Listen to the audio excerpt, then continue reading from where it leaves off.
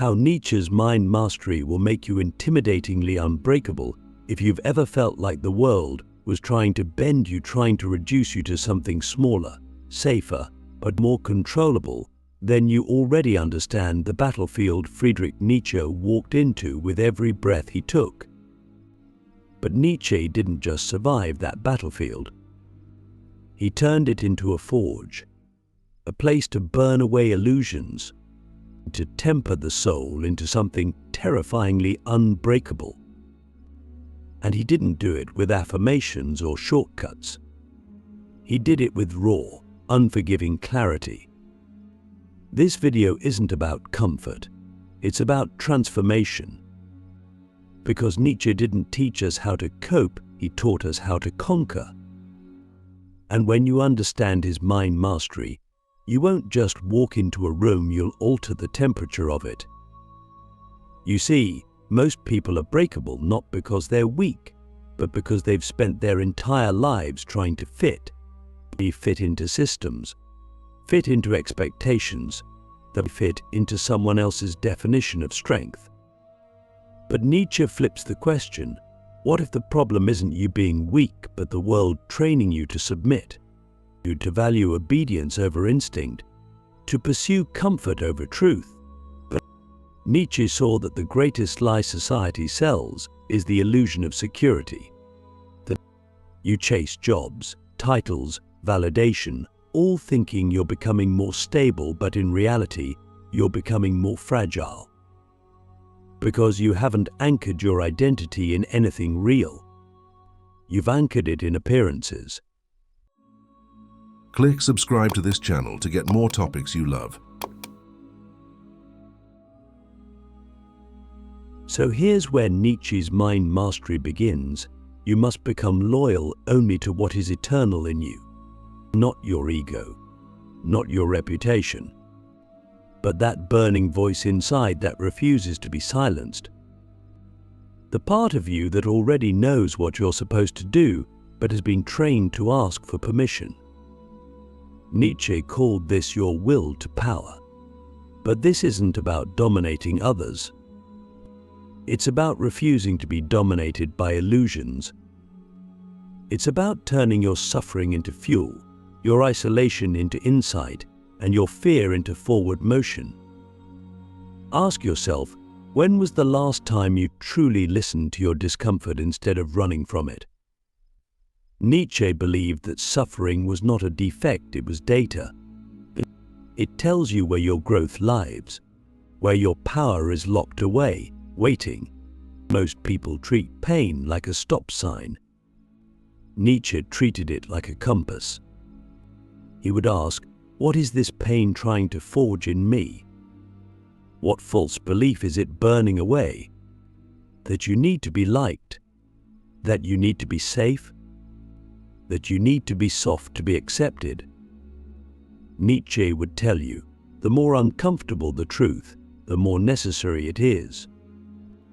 But to reach that level of clarity, you have to destroy the masks you wear. That's the hardest part. Because Nietzsche knew that most people cling to their suffering not because they enjoy it, but because it gives them identity. It gives them something to say when asked, "Who are you?" He writes that people would rather remain in chains than admit their freedom terrifies them.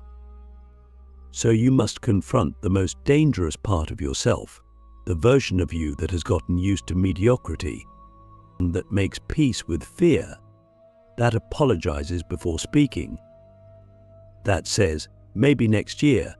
Nietzsche would call that self your greatest enemy, not because it's evil, but because it whispers comfort when what you need is fire. To become unbreakable, Nietzsche says, you must learn to live without needing the world's approval. You must be willing to become misunderstood, feared, even hated because truth is disruptive. When you walk with clarity, it reveals the lies in everyone else's life. And that makes people uncomfortable. That makes you dangerous. And that's precisely why most people stop. Because being that kind of mirror is lonely. But Nietzsche reminds us, the higher your truth, the narrower your path. The rarer your voice, the fewer will understand it. But that doesn't mean you are wrong. It means you are early. And this is where Nietzsche goes beyond theory. He teaches us how to think in such a way that suffering becomes inevitable, but never final. Because if you can integrate your pain, it can never be used against you. If you can name your fear, it can never control you. If you can walk alone, you'll never beg to belong. You will not need applause to feel valid. You will not need softness to feel whole. You will not need to be rescued because you'll realize, finally, that your mind has been the sword all along. It just hadn't been sharpened yet, so we begin this journey not with motivation, but with destruction. The destruction of false narratives, or of learned helplessness, of unnecessary identities. And once those illusions are burned away, what's left isn't emptiness. It's you, the real you, raw, relentless, radiant with power that cannot be borrowed and cannot be broken. The world doesn't know what to do with a soul like that. And that's exactly why it tries to keep you asleep. But you're not here to sleep. You're here to shatter the rules. Rebuild your mind and become someone who can no longer be bent because you've already been through the fire. And now you are the fire. Becoming the abyss, why your darkness is the reason you're still standing. If you've ever looked into yourself and flinched, if you've stared into your own thoughts, your own cravings, your own darkness, and wanted to turn away, then you've already met the very force Nietzsche said was meant to be embraced, not avoided. Because here's what no one tells you: your darkness is not the opposite of your strength. It is the condition of it. You are not powerful in spite of your shadows. You are powerful because you dared to face them.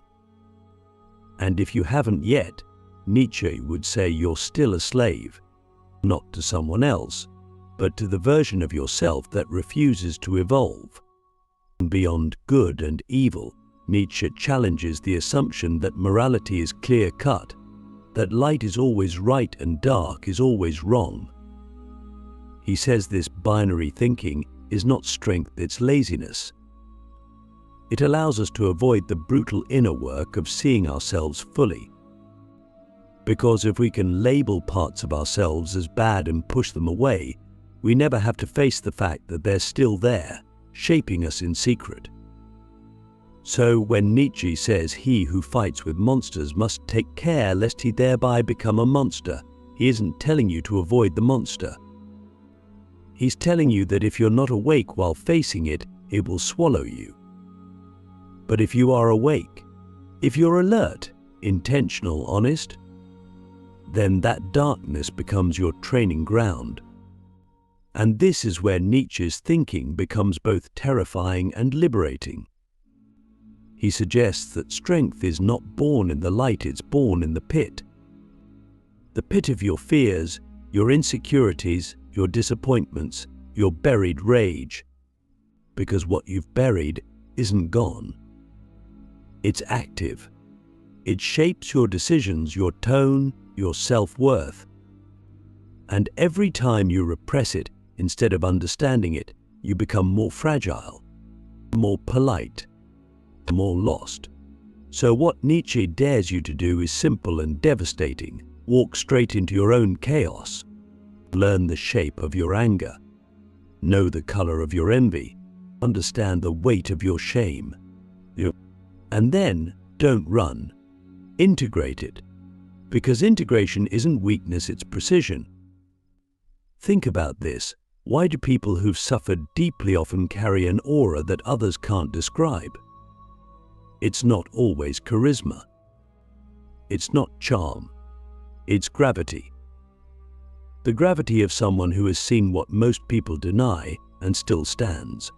Someone who doesn't pretend anymore. And that kind of presence isn't bought or learned, it's earned. Nietzsche would say it is the mark of someone who has become the abyss and survived it, not someone who flirted with it, someone who built a home in it and then walked out stronger. But here's the trap that Nietzsche warns us about. When you start walking into your shadow, the temptation is to weaponize it, to say, "I've been hurt, so now I will hurt." But that's not mastery, that's mutation. True mind mastery is not about dominating others with your darkness. It's about mastering yourself so deeply that no one can provoke you into becoming less than what you've built. It means you can stare down betrayal and not become bitter. You can face loss and not become empty. You can be underestimated and not shrink. You don't deny the rage inside you, but you wield it like fire shaped into a blade. And here's the twist Nietzsche throws in that most people never catch. You are meant to scare people, not with threats or violence, but with clarity, with self-ownership, with a silence that says, "I've been places you fear to go." When you carry that kind of self-awareness, people around you will feel it. Some will envy it, some will admire it, and some will try to break it because your wholeness reminds them of everything they've refused to face. But Nietzsche didn't write for cowards. He didn't write for the crowd. He wrote for the individual willing to lose everything false to become something true. So the question becomes, are you still running from the parts of yourself you've been told are too much, too intense, too ambitious, too rebellious, too passionate? Or are you finally ready to own those parts, to refine them, to elevate them, to become the kind of person who no longer fears being misunderstood? Because once you do that, once you integrate your own abyss, nothing outside of you has leverage anymore. You stop chasing approval, you stop fearing judgment, you stop being controlled by the need to be seen a certain way. And that is the root of what makes you unbreakable, not because you're emotionless, but because your emotions no longer control you. You feel fully, but act deliberately. You burn brightly, but aim precisely. You become intimidating not because you speak loudly, but because you don't flinch. Not from pain, not from truth, not even from yourself. Nietzsche's abyss isn't a curse, it's a mirror. And once you stare into it long enough, you realize the monster you feared was your power waiting to be reclaimed. The discipline of becoming godlike without needing a throne power has always been a dangerous word. The moment you hear it, you either lean in or flinch. Most people associate it with control over others, over resources, over the narrative. But Nietzsche's idea of power is far more brutal and far more sacred. It's not about conquest, it's about sovereignty. Not the kind you flaunt, but the kind you carry quietly in your spine. A godlike presence that requires no permission, no throne, and certainly no followers. You don't become unbreakable by dominating people. You become unbreakable by mastering yourself so thoroughly that no outside circumstance can steal your inner alignment. Let's break this down. Every time you react automatically out of fear, anger, people-pleasing, insecurity, you've given away your throne. You've let the world write your script. Nietzsche says that the highest form of power isn't the ability to act, it's the ability to choose your response while staying true to your nature. It's when you can pause in the middle of chaos and ask, who do I want to be in this exact moment? That question is terrifying, isn't it?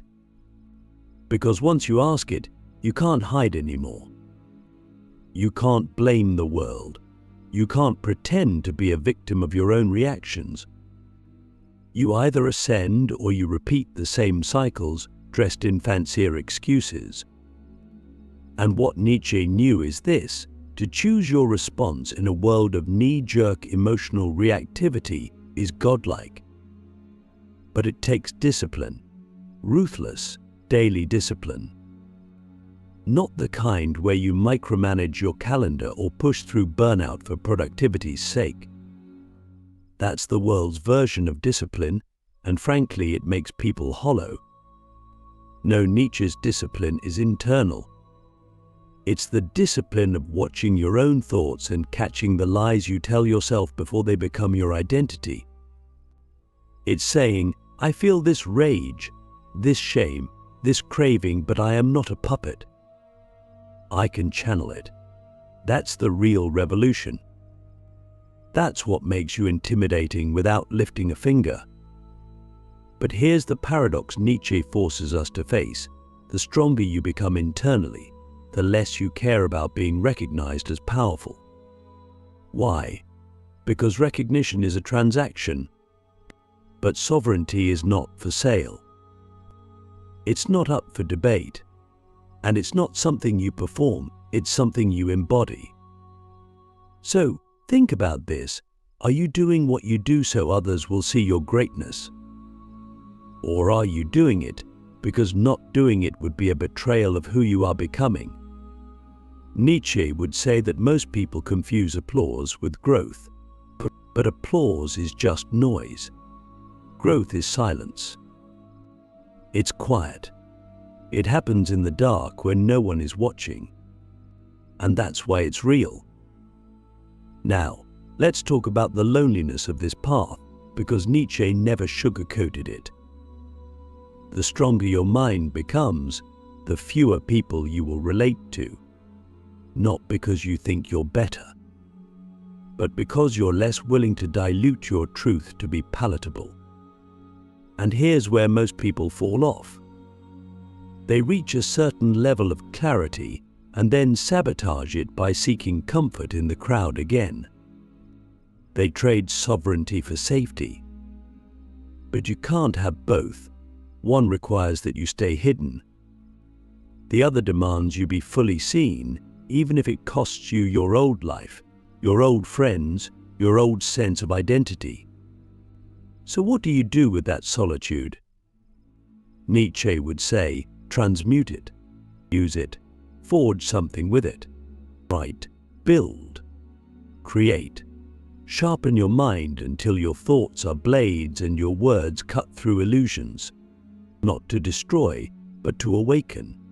Because once you're free, you have a responsibility not to preach, but to exist in a way that shows others what's possible, without forcing, without converting.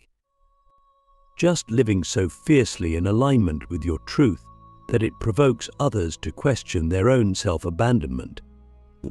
And this leads to the most dangerous form of power. There is the power to influence reality without saying a word. When your presence alone shifts the energy in a room. When your refusal to gossip makes others speak more carefully. When your calm in chaos makes people reevaluate their own panic. That is not charisma. That is not ego. That is earned gravity. And it is the essence of Nietzschean power. Not flash, not manipulation. But weight. The weight of someone who has seen everything inside themselves and chosen to remain intact. So ask yourself, are you building a throne because you want to be worshipped? Or are you becoming someone who no longer needs a throne at all? When you no longer fear loss, you become untouchable. The moment you stop fearing loss is the moment you become truly dangerous, not to others, but to the illusions that have caged you. Nietzsche understood this with terrifying clarity. What makes a person weak is not their lack of power, talent, or intelligence, it's their attachment. The desperate need to hold on to identity, reputation, relationships, status. But everything the world gives, the world can take. So long as you grip anything with fear, you are a slave to its disappearance. That's the real vulnerability, not being without, but being dependent on having. We live in a world obsessed with accumulation, of wealth, of attention, of security. But what Nietzsche invites us to realize is that strength doesn't come from having more, it comes from needing less. When you have nothing to protect, you move differently. You speak truth without calculation. You walk into conflict without begging for peace. You make decisions from alignment, not anxiety. And ironically, that's when the world starts respecting you, because it senses that you are not performing for approval. You are not negotiating your soul to fit in. You are not compromising to be liked. You have become untouchable. But this freedom requires sacrifice, the death of who you thought you were. You can't become unbreakable and still cling to the version of yourself that needed validation to survive. You must let parts of yourself die. The people pleaser, the perfectionist, the victim, the identity that was built to be acceptable, not to be real. Nietzsche called this dying many times, not in the literal sense, but through the continual shedding of illusions. And every time you shed one, you get closer to something terrifyingly pure, your real self. So here's a hard question. Who would you be if no one clapped for you? If no one saw your work, praised your growth, or celebrated your courage, would you still do it? Most can't. Most stop when the applause stops. But Nietzsche says the Übermensch, the one who transcends the crowd, is someone who creates their own rhythm, who writes their own myth, not to be admired, but because not writing it would feel like betrayal. That is the highest form of integrity, and the rarest. Now, think about the most unshakable people you've ever seen. Not the loudest, not the richest, but the ones who radiated presence. It wasn't that they were fearless, they had simply made peace with fear. They weren't trying to avoid failure, they had failed enough to stop being afraid of it. They had nothing left to lose that mattered more than staying aligned. And when you reach that place, life can't blackmail you anymore. You are no longer seduced by what you might gain or terrified by what you might lose. You move in pure principle, and that's the secret Machiavelli, Nietzsche, E.A.P., and every true philosopher of strength has hinted at. The ultimate power is not dominance over others. It's liberation from needing anything outside of yourself to feel whole. That's why your presence becomes intimidating. Not because you impose, but because you've stopped asking permission to exist as you are. That scares people who still live by permission, but it also awakens them. So here we are, at the end, but not really, because the work begins now. You've listened. You've absorbed. But the question remains, will you live it? Will you walk away from this video and choose to die to what is false within you? Will you trade the comfort of belonging for the burden of becoming? Or will you scroll on and forget safe, numbed, and quietly broken? Only you know. Only you choose. And in that choice, your future is written.